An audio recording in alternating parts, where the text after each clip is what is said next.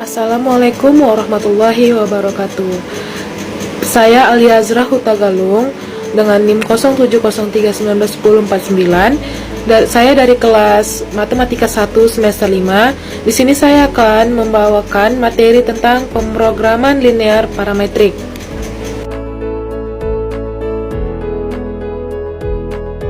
Program linear parametrik merupakan model pengembangan analisis sensitivitas di mana koefisien input berubah secara simultan. Model ini mengembangkan pemecahan masalah di mana nilai koefisien input tidak diketahui dengan pasti, namun dapat dilakukan estimasi dalam interval tertentu sesuai dengan tingkat kepercayaan yang diharapkan. Adapun manfaat pemrograman linear parametrik untuk menganalisis dampak fluktuasi koefisien fungsi objektif dan konstanta terhadap solusi optimal. Pemrograman parametrik juga merupakan suatu metode untuk mempelajari bagaimana pengaruh perubahan komponen program linear terhadap penyelesaian optimum yang telah diperoleh.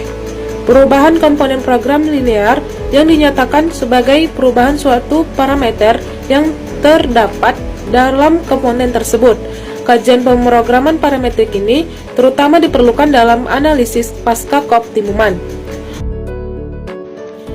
Pemrograman parametrik berawal dari pengembangan GS Sethi dan Mills pada pertengahan tahun 1950-an. Analisis tentang karakteristik optimalitas yang tergantung pada data yang digunakan menjadi penting, khususnya dalam rangka pengembangan model untuk memecahkan masalah yang berbeda. Hal ini didasarkan pada kenyataan bahwa pada dasarnya model dibangun dalam kondisi informasi yang tidak sempurna.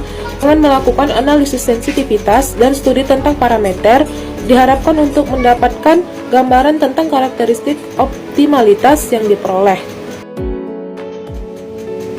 Adapun analisis sensitivitas merupakan studi yang dilakukan untuk mengetahui dampak variasi koefisien input yang berubah pada suatu waktu.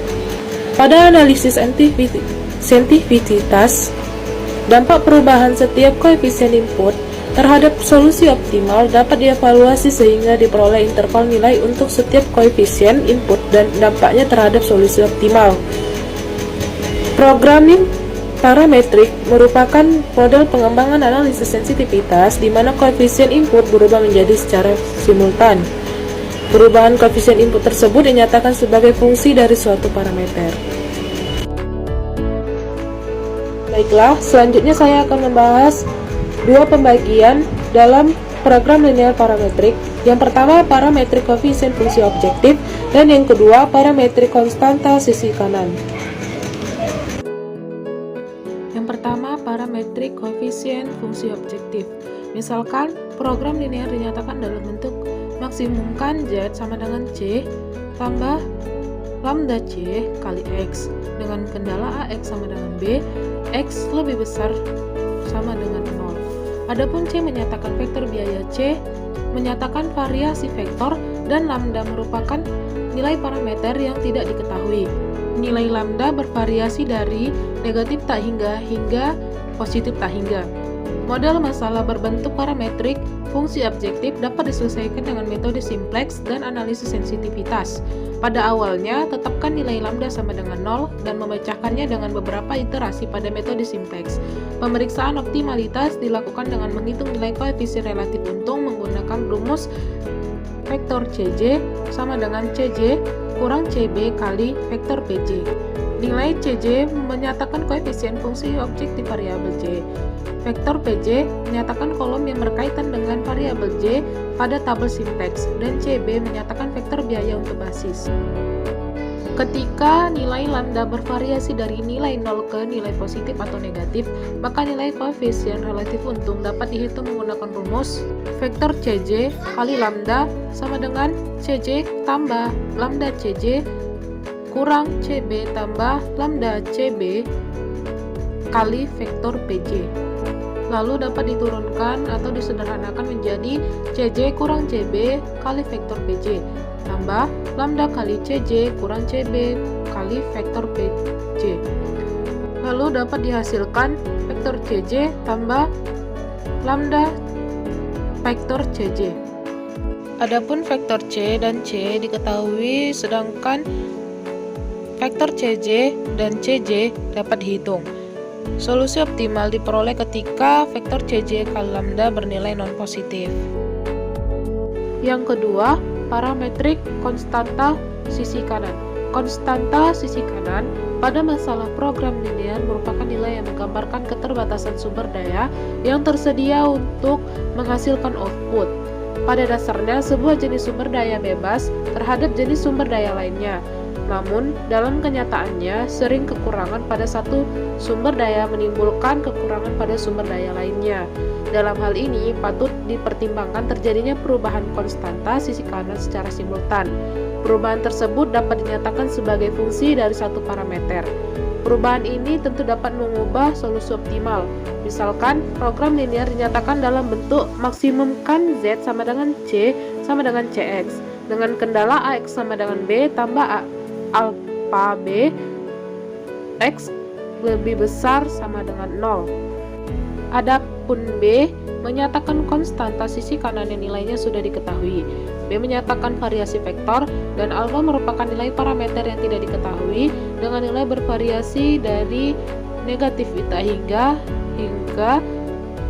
positif tak hingga.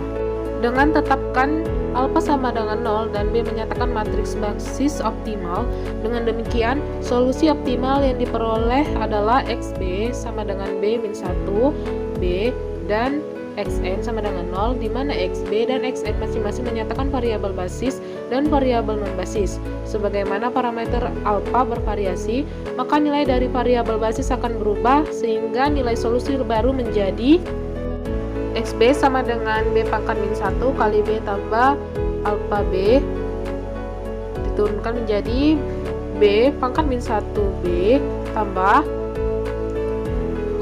alfa B pangkat min 1 B, lalu disederhanakan dapat dihasilkan vektor B tambah vektor alfa B. Macam-macam perubahan pasca optimum. 1. Perubahan suku tetap. 2. Perubahan koefisien ongkos. 3. Perubahan koefisien teknis. 4. Penambahan kendala baru. 5. Penambahan perubahan baru. Adapun akibat-akibat perubahan parameter yaitu 1. PO tetap, variabel basis dan nilainya tetap. 2. Variabel basis tetap, namun nilainya berubah. 3. Variabel basis berubah. Pada perubahan suku tetap dalam masalah program linear, dengan memaksimumkan f(xj) sama dengan sigma n menuju j sama dengan 1 cj kali xj. Terhadap kendala sigma n menuju j sama dengan 1 aij kali xj lebih kecil sama dengan lebih besar sama dengan kali bi dengan i sama dengan 1, 2, dan sampai seterusnya. PO masalah tersebut telah diperoleh yaitu fmax pada vektor x sama dengan x1, x2, dan seterusnya sama dengan d pangkat min 1 kali b. Perubahan bi atau perubahan suku tetap, nilai variabel basis dan PO terpengaruh membuat soal tetap layak, maka PO soal asli menjadikan PLB soal baru juga tetap PO. Di mana jika delta BI mengakibatkan XI sama dengan XI tambah delta XI lebih kecil 0 untuk suatu I sama dengan 1, 2, dan seterusnya, maka perubahan diselesaikan melalui tabel optimum soal asli sebagai berikut. 1.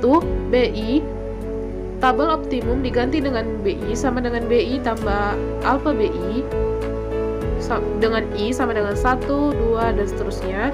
Syarat BI yaitu BI lebih kecil sama dengan 0 berlaku. 2. Pada keadaan BI lebih kecil 0, BI dipositifkan dan kendala ditambah variabel artifisial. 3. Selesaikanlah tabel baru tersebut dengan metode simplex atau metode simplex 2 tahap. Selanjutnya kita masuk ke contoh soal. Memaksimumkan f x1, x2, x3 sama dengan 50x1 tambah 45x2 tambah 30x3 dengan kendala 2x1 tambah 3x2 tambah x3 lebih kecil sama dengan 1200, x1 tambah 4 X2 tambah 3X3 lebih kecil sama dengan 800 dengan X1, X2, X3 lebih besar sama dengan 0. Setelah PO diperoleh, tambahkan delta B1 sama dengan 300 dan delta B2 sama dengan 200 kepada suku tetap dan selidikilah pengaruhnya terhadap PO soal asli tadi. Penyelesaiannya dengan menambahkan variabel slack Y1, Y2 lebih besar sama dengan 0. Sehingga kendala menjadi 2X1 tambah 3X2 tambah X3 tambah Y1 sama dengan 1200, X1 tambah 4X2 tambah 3X3 tambah Y2 sama dengan 800, X1, X2, X3 lebih besar sama dengan 0, Y1, Y2 lebih besar sama dengan 0. Dengan fungsi tujuan menjadi memaksimumkan F sama dengan 50X1 tambah 45X2 tambah 30X3 tambah 0Y1 tambah 0Y2 sehingga masalah sudah membentuk kanonik. Berikut tabel simplexnya dengan CI 54530 00 XI dan XJ X1, X2, X3, Y1, Y2 Y1 nya kali X2 2 dengan nilai Y1 X2 3, Y1 X3 1, Y2 Y1 1, Y1 Y2 0, Y1 X1 1, Y2 X2 4, Y2 X3 3, Y2 Y1 0, Y2 Y2 1 dengan BI 1200 dan 800, RI atau rasio 600 dengan 800. Jadi ZJ sama dengan 0000, JJ sama dengan kurang CJ diperoleh min 50, min 45, min 30, 00 dan 0. Berikutnya dapat kita kerjakan tabel keduanya seperti gambar berikut. Dapat kita selesaikan dengan rumus yang sudah kita bahas tadi. Berikutnya dengan tabel ketiga. Tabel sudah optimal. PLB X1, X2, X3 diperoleh 560, 0 dan 80 yang memaksimumkan F dengan F sama dengan 30.400. Untuk PO tersebut dapat kita bentuk matriks X1 sama dengan 560, X3 sama dengan 80. Diperoleh C sama dengan 50 dan 30, D 2, 1, 1, 3 dengan D pangkat min 1, 3 per 5, min 1 per 5, min 1 per 5, 2 per 5. Penyelesaian soal terubah. Sekarang ditambahkan delta B1 sama dengan 300 dan delta B2 sama dengan 200 yang sudah diketahui pada soal. Maka diperoleh, dapat kita lihat X1 sama dengan X1, masukkan sigma yang pada rumus slide sebelumnya. Dapat kita peroleh X1 sama dengan 700, X2 nya sama dengan 100. Berarti PO soal baru menjadi X1, X2, X3 dapat kita peroleh 700, 0 dan 100. Dengan Fmax, masukkan rumus Fmax sama dengan Fmax tambah delta F. Diperoleh hasilnya Fmax sama tambah vektor C kali vektor D pangkat min 1 kali delta B. Masukkan nilai-nilai yang sudah diperoleh, dapat kita hasilkan Fmax sama dengan 38.000. Jika B1 sama dengan 1180 dan B2 kita diketahui 120, selidikilah pengaruhnya terhadap PO soal asli. Dengan penyelesaian dalam soal baru ini, delta B1 diketahui min 20 dan delta B2 diketahui min 680. Maka dapat kita peroleh, masukkan rumus yang sudah untuk menentukan X1, masukkan rumus sebelum pada slide sebelumnya. Dapat kita peroleh X1 124, X2 sama dengan min 268. Ternyata X2 lebih besar 0, maka berubah basis optimum soal asli tidak menjadi basis optimum soal baru. Untuk menyelesaikan soal baru B1 dan B2 diganti dengan 124 dan min 268 Kemudian garis kedua dikalikan dengan min 1, dan dengan menyisipkan variabel artifisial Q1 lebih besar sama dengan 0 pada kendala kedua tadi disusun tabel simplex baru.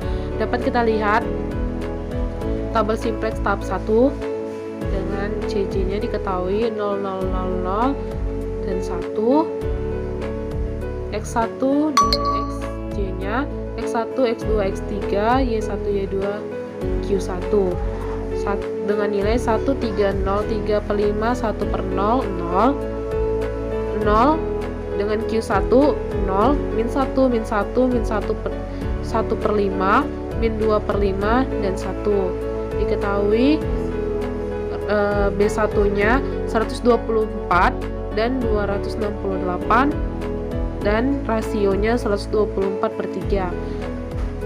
CJ nya diperoleh 0, min 1, min 1, 1 per 5, min 2 per 5, 1, dan rasionya 268. ZJ nya ZC kurang CJ dapat diperoleh hasilnya 0, min 1, min 1, 1 per 5, min 2 per 5, 0, dengan B1 268. Berikutnya dapat kita kerjakan tabel kedua.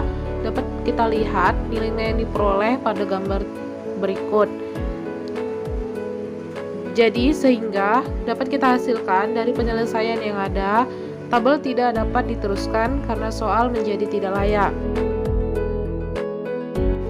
Dalam pemrograman parametrik, yang dihasilkan adalah kisaran dari parameter serta nilai titik optimum serta nilai optimum fungsi objektifnya pada kisaran parameter yang diperoleh.